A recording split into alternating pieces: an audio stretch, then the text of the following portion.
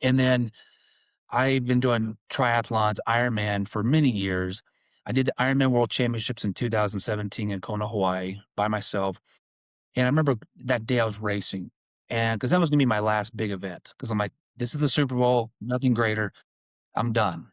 And I heard this voice going, "You're meant to do more. You're meant to do more." To the point where I was getting annoyed hearing this voice telling me I'm meant to do more, going, "This is the biggest thing out there." I remember crossing that finish line, when it's all said and done, I was like, "Yeah." And I remember, because it was a lifelong dream for me to have that moment. I walked off a little bit because I remember going to a trash can because I needed to, you know, the stomach was upset. Let's just put it that way. I was so excited. I was like, oh, lean over the trash can. I go, take one last look back at this finish line, because take a mental snapshot, because this chapter of your life is over. You're never coming back to Hawaii. You're not doing any of these things. And I look up and I went, this epiphany came over me that I now know what I'm meant to do more meant. And that's to give somebody with a different ability the their experience, their moment to cross a finish line like I just experienced. So I didn't know anybody. The disabled community was not something that was ever in my ecosystem. So for the next 3 months, or actually looking back, that finish line became my new start line to find somebody or family crazy enough to let me take their son or daughter to go do stuff. And I had no experience. And I thought, "Oh, my son knows a young man with cerebral palsy, Bryce, I think's his name." And as I told you earlier summer, I called my son. I was like, "Hey, could you call Bryce's mom and maybe see if this is okay before I put myself out there?" My son's like, "You're a grown man. This is your deal. Go do it." I was like, I didn't know if I should be upset with you know, ground my adult son or be proud of him for being the adult in the room. Yeah. And a few weeks later, I reached out to Bryce's mother. I said, you know, asked her if it'd be okay if I met with Bryce. She's like, "Absolutely." Bryce, I think 8 years ago tomorrow, I came over to your house and sat down. That's funny as we segue into that. I was a normal college student when this all took place, and I remember the text message still to this day that he sent to me. He was like, "Hey, remember me? I have this crazy idea that I want to run by you.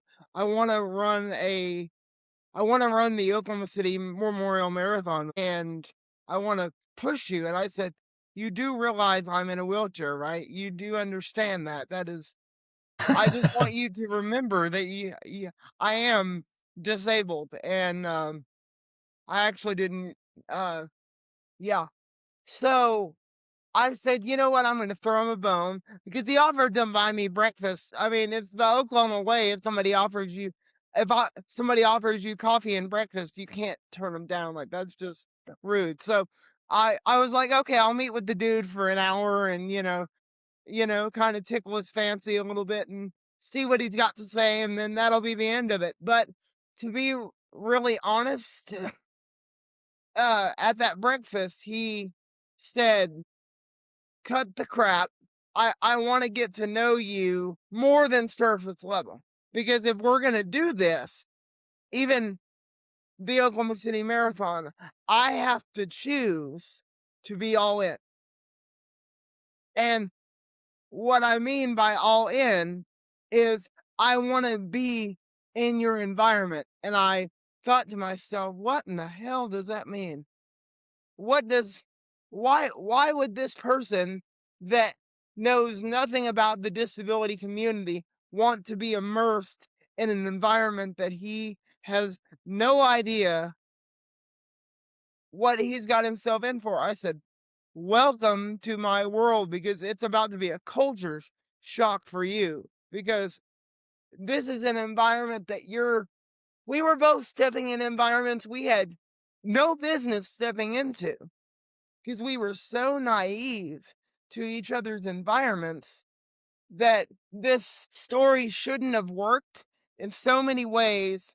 This story should have been doomed from the start." But honestly, the more and more we spent time together, the more and more we realized that we had so much in common. And we'll get into that throughout this podcast, that we realized that we were more alike than we were different.